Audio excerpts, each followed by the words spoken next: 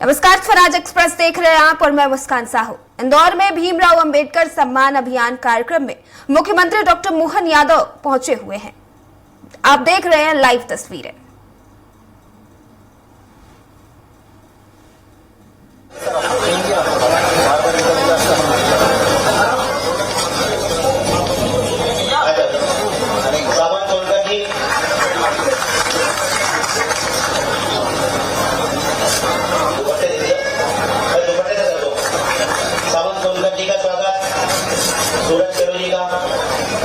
इधर से करते हैं, सभी करते हैं।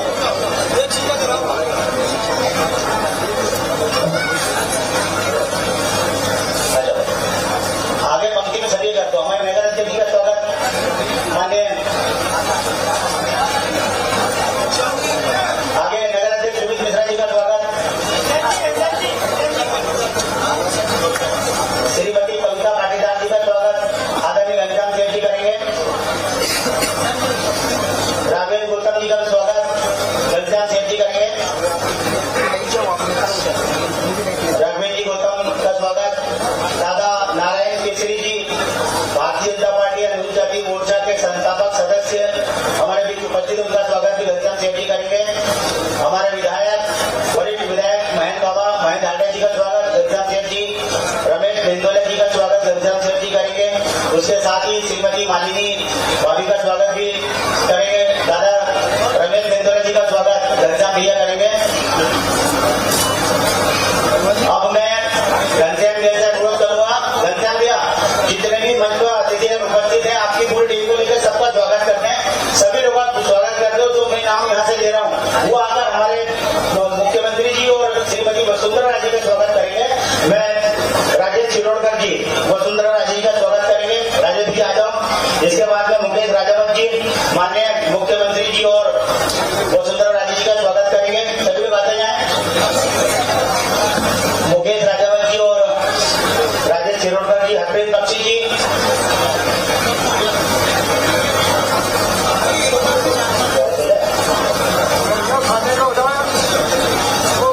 हरप्रीत बख्शी जी,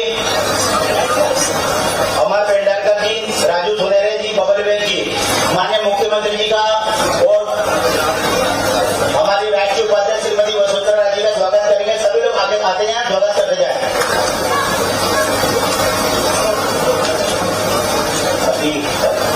महेश तोमर जी, सुभाष धोलपुर जी, अशोक पटेल वाले जी, तीनों चौहान जी, आप भी मुख्यमंत्री का स्वागत करेंगे।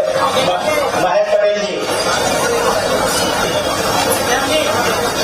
इसके बाद संदीप भौरजाट जी, राजेश वर्मा जी, चंद्रशेखर मालवी जी, संतोष बैरागी जी, सावन वर्मा जी, मुख्यमंत्री का स्वागत के लिए हमारे मंडल अध्यक्ष आते जाए। चंदन सिंह बैग जी, मुन्ना साहब जी, अफसर जी, पृथ्वी गोरे जी, गुप्तू नारायण कुमार जी, कमल सिंह चौहान जी,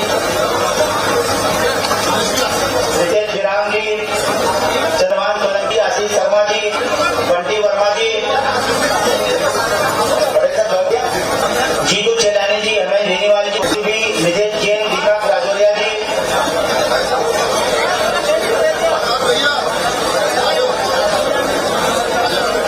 पुरुषोत्तम जायसवाल जी,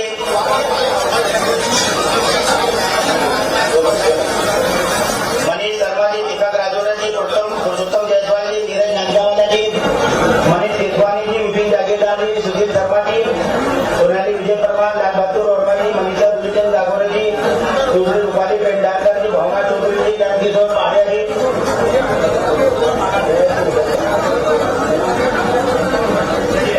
अब बाकी सभी लोग कार्यक्रम के पश्चात स्वागत करेंगे और समाजों का सभी वरिष्ठों का सम्मान भी होगा। अब मैं स्वागत भाषण के लिए, चलिए जो नाम आ गए, जो मंच पे आ गए हैं, हमारे महिला मोर्चा की नगर अध्यक्ष श्रीमती सेंजा मिश्रा जी और सौगात मिश्रा जी, आ जाओ, उनको आ जाओ।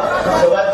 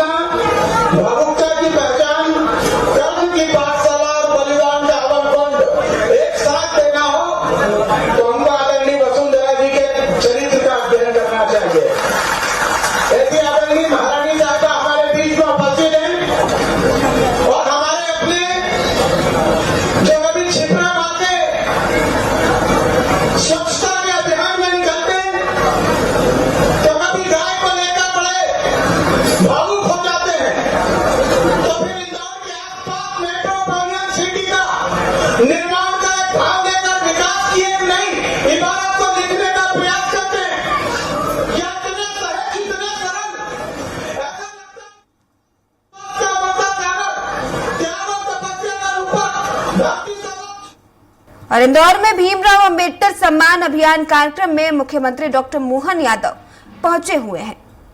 देखिए लाइव तस्वीरें। इंदौर में आपका अभिनंदन, आपका स्वागत है। इस अवसर पर हमारे माननीय मंत्री तुलसीराम सिलावट जी, आपका भी अभिनंदन। पूरे मंच का एक बार जोरदार ताली बजा करके, समय की सीमा भी है और मैं सबका अभिनंदन करता हूँ। माननीय नारायण केसरी जी साफ सतायु है, 100 साल के, परमात्मा करे 100 साल और अगली बार भी आप ऐसे ही मिले हम सबके साथ में। जिस अच्छे भाव के साथ आपने अपनी राजनीतिक यात्रा जनसंघ के जमाने से प्रारंभ की, आज जब बाबा साहब अम्बेडकर की बात यहाँ हो रही है तो मैं बाबा साहब अम्बेडकर के कई संबंध अपने माननीय वसुंधरा जी से जोड़ना चाहूंगा कि आपके पिताश्री हमारे महाराज शिवाजीराव महाराज, जिन्होंने बाबा साहब के संविधान को मानते हुए अपनी इतनी बड़ी रियासत, अगर सबसे पहले सरदार वल्लभ भाई पटेल को बुला करके देने की हिम्मत की, ये हमारे महाराज शिवाजीराव जी के लिए जोरदार अभिनंदन को लिए। सच्चे अर्थों में उस भाव के आधार पर उन्हें जीवन जिया है। फिर हम याद करते हैं उस तरीके से भी बाबा साहब को अगर विदेश में शिक्षा अध्ययन करने के लिए भेजा है तो हमारे लिए गुजरात के बड़ौदा परिवार से आता है, वो भी गायकवाड़ परिवार उसी परिवार का एक हिस्सा है। जोरदार अभिनंदन उस भाव के लिए भी। बाबा साहब के लिए हम अगर उनके जीवन के विभिन्न प्रकार के अलग अलग प्रसंगों को देखें तो उनके जीवन के प्रसंगों से, उनके लिए गए निर्णय से, उनके एक एक कदम से सच में कभी कभी हमको लगता है कि बाबा साहब के लिए और समाज का भी प्रेम देखो। आज जिस बात को लेकर बाबा साहब ने अपनी यात्रा प्रारंभ की, सच में उनका सरनेम तो सकवाल था, कोई सकपाल भी कहता था, सकवाल भी था। मूल रूप से बाबा साहब का अपना जब स्कूल में दाखिला हो रहा है तो वहां उनके अपने सरनेम को वहां के ब्राह्मण शिक्षक कोई कृष्ण केशव बोलते, कोई महादेव अंबेडकर बोलते, उनने अपना सरनेम बाबा साहब को दिया क्योंकि मूल रूप से उनके पिताजी ने जब उनका नाम लिखवाया तो आंबा खेड़कर ऐसा करके नाम लिखा उनका, क्योंकि गांव का नाम लिखते थे, तो उसके बजाय ये अंबेडकर नाम देना चाहिए। और बाबा साहब ने आखिरी सांस तक अंबेडकर को अपने सीने से लगा रखा अपने गुरु के सम्मान के लिए। ये जोरदार अभिनंदन आप इजाते से करिए। ये हमारे उनके जड़ों से जुड़ने का वो अपने आप में परिचायक हो सकता है। जिस बात को लेकर बाबा साहब ने अपने जीवन की यात्रा 1927 में प्रारंभ की, अपने पेयजल पर सबका अधिकार हो सकता है, इसको जाति की व्यवस्था से नहीं जोड़ सकते। उनके जीवन के ऐसे संघर्षों के आधार पर तो नेहरू जी घबरा गए। नेहरू जी अपने पिताजी की विरासत के बलबूते पर बने थे, लेकिन मूल रूप से भारत की जड़ों से नहीं जुड़े। इसी के कारण से नेहरू जी के जीवन में सदैव एक पता नहीं उनके प्रति क्या भाव था, और वो दुराभाव इसलिए न कह सकता हूं कि वो दुराभाव के कुछ प्रमाण भी दिखाई देते हैं। नेहरू जी ने कोई उनको मंत्रिमंडल में ला करके एहसान नहीं किया, वो तो पहले ही वाइसराव जी के अपने मंत्रिमंडल में थे, उनकी योग्यता थी, वो पहले से थे। फिर आगे बढ़ के देखे अंबेडकर जी ने जिन विषयों को अपने अध्ययन में, उनके जीवन में धरा है, उससे हटा करके उनको काम देने का प्रयास किया। यहाँ तक कि जब सबने मिलकर तय कर दिया कि संविधान सभा के अध्यक्ष अंबेडकर जी बनेंगे तो उन्होंने टाला उस विषय को। नेहरू जी ने 1 बार, 2 बार, 3 बार जब टला नहीं, सबने मिलकर निर्णय किया। डॉक्टर राजेंद्र प्रसाद जी बीच में पड़े, उन्होंने कहा इससे अच्छा कोई नाम नहीं हो सकता है, अंबेडकर जी को ही बनाना पड़ेगा। तो मजबूरी में अंबेडकर जी को बनाया। लेकिन आप देखो कैसी दुर्भाग्य की बात है, जिस अंबेडकर जी के जीवन में वो अंग्रेजों के शासनकाल में चुनाव जीत के आते थे, लेकिन जिनने संविधान बनाया वो जब चुनाव लड़ने जाते हैं तो नेहरू जी पूरी ताकत लगा के उनको चुनाव लड़ने से रोकते हैं, उनको हराते हैं। जब उनकी पार्टी के 2 आदमी जीत गए, एक ने सीट खाली छोड़ी, उपचुनाव हुआ, उस उपचुनाव में भी देश के प्रधानमंत्री केवल हराने के लिए जाते हैं। कितने दुर्भाग्य की बात, कैसा समय है। लेकिन हम ये बात के लिए इस तरह से न्यू समझ सकते हैं, जैसे आपने माननीय वसुंधरा जी ने बताया है कि परिवार में जीते जी आपसे किसी की दुश्मनी हो सकती है, मान लिया, लेकिन जब शरीर नहीं रहेगा तब तो हमको मानना चाहिए। अब शरीर छूटने के बाद ये दुश्मनी क्या है। लेकिन नेहरू जी ने उस समय भी दुश्मनी रखी है। उनका शरीर छूटा दिल्ली में, लेकिन दाह संस्कार करने के लिए भी उनको दिल्ली की अनुमति नहीं दी। कितना दुर्भाग्यपूर्ण मामला है। और उससे आगे आपातकालीन घटनाक्रम है कि उनको कहा गया कि इनको कहीं और ले जाओ, यहाँ दाग नहीं दे सकते, यहाँ दाह संस्कार नहीं हो सकता। तो बाबा साहब और उनके अनुयायियों ने दिल पे पत्थर रख करके अपने नेता के लिए उन्होंने कहा कोई बात नहीं, बंबई ले जाते, और बंबई जहां चुनाव जीते थे वहां शरीर लेके गए। अब जिस विमान से गए, अब वो तो मंत्री थे ना, मंत्री को तो कोई दिक्कत नहीं होना चाहिए, लेकिन मंत्री होने के बाद भी जब उनका शरीर वहां ले जाकर के दाह संस्कार किया गया, लेकिन दुर्भाग्य के साथ कहना पड़ेगा कि जिस विमान से उनको भेजा उसका किराया भी उनकी पत्नी को चुकाने के लिए बिल पकड़ा दिया हूं। ये इससे बड़ी कौन सी बात हो सकती है?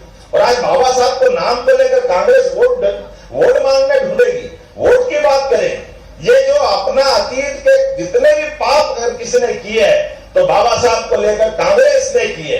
अब वोट के चक्कर में उनकी अपनी सारी की सारी पोल खुल रही है, तो आप नया नाटक चालू कर रहे हैं। लेकिन मैं इस बात के लिए धन्यवाद देना चाहूंगा अटल बिहारी वाजपेयी जी को, माननीय नरेंद्र मोदी जी को, माननीय हमारी दीदी यशोदा जी को, वसुंधरा जी को, जिनके माध्यम से अपनी बात आ रही है कि उनने सारे विषय को आपके सामने रखा है कि हमारे बीच में ये जो वर्ग भेद का 50 तरह की बातें करी, लेकिन आपने बताया कि वहाँ एक्सीलेंस सेंटर खोलने की बात हमने अपनी सरकार में कही। हमारी सरकार ने जन्मभूमि के आधार पर भव्य स्मारक बनाने की बात कही। चित्त भूमि, शिक्षा भूमि, लंदन में स्वयं गया था, लंदन जब बाबा साहब की शिक्षा हुई थी, वहां के मकान को लेकर के तो नरेंद्र मोदी जी के लिए जोरदार अभिनंदन करें, जिन्होंने जब मकान लेकर के उसका सार्वजनिक रूप से उपयोग करने के लिए एक स्मारक की बात करी तो आसपास के कॉलोनी के लोगों ने केस कर दिया कि यहाँ मत बना, यहाँ नहीं बना सकते। लेकिन भारत सरकार के प्रधानमंत्री ने तय किया कि चाहे जो हो जाए, बाबा साहब ने जहाँ 2 साल शिक्षा अध्ययन किया है वो तो स्मारक बनना चाहिए। और वो मुझे इस बात की प्रसन्नता कि इंग्लैंड के न्यायालय में हमारी जीत हुई और वो तीर्थ के रूप में बना है। ऐसे कई कारणों से हमारी पार्टी ने बाबा साहब का ये जो योगदान है सामाजिक एकता के लिए, इसको इस रूप में भी देख सकते हैं। जिस लंबे समय की गुलामी के बाद भारत ने जब मौका अपनी आजादी का पाया, तो आजादी के बाद सभी समाजों को साथ लेके चलने के लिए जो मूल सिद्धांत था कि अगर हमको सामाजिक एकता रखना है, भारत को लंबे समय तक अपनी आजादी पे गर्व करना है, तो निश्चित रूप से जातिवाद के दंश से बाहर आना चाहिए। इस भाव के आधार पर अम्बेडकर जी ने अपनी यात्रा प्रारंभ की थी।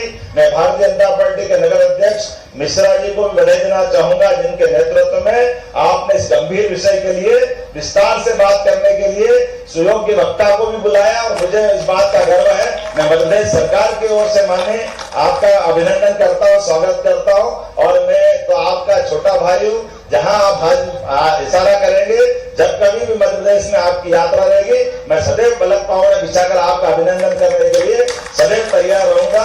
आज के इस पूरे आयोजन में बाबा साहब के जीवन के विविध पक्षों को लेकर के जितने समाज जनों को सामने लाकर एकत्र किया गया है। आज कोई चुनाव का समय नहीं था, लेकिन सच्ची बात सबके बीच में आना चाहिए। इसलिए भारतीय जनता पार्टी के सभी नेताओं को भी बधाई देना चाहूंगा और आप सबको भी बड़ी संख्या में यहाँ उपस्थित हुए हैं। मैं मान के चलता हूँ आपका अभिनंदन करने का मौका है। थोड़ा सा कैबिनेट के कारण से हमको जल्दी जाना पड़ रहा है। मैं दोनों हाथ जोड़ के आपका सबका अभिनंदन करना चाहता हूँ। माननीय महारानी भी आपका अभिनंदन करना चाह रही है, हमारे सभी समाजजनों का। मैं अपने सभी नेताओं से निवेदन करता हूँ, वे सब नीचे जाकर के अपने सारे समाजजनों का अभिनंदन करेंगे। मेरी अपनी ओर से पुनः आभार, बहुत बहुत धन्यवाद। 1 मिनट माननीय मुख्यमंत्री जी, मैं एक विनम्र आग्रह करूंगा। आदरणीय महापौर जी, आदरणीय सावंत जी, आदरणीय प्रताप जी, हमारे विधायक आदरणीय रमेश मेंदोला जी, महेंद्र हांडा जी, आदरणीय मालिनी गौड़ जी, कविता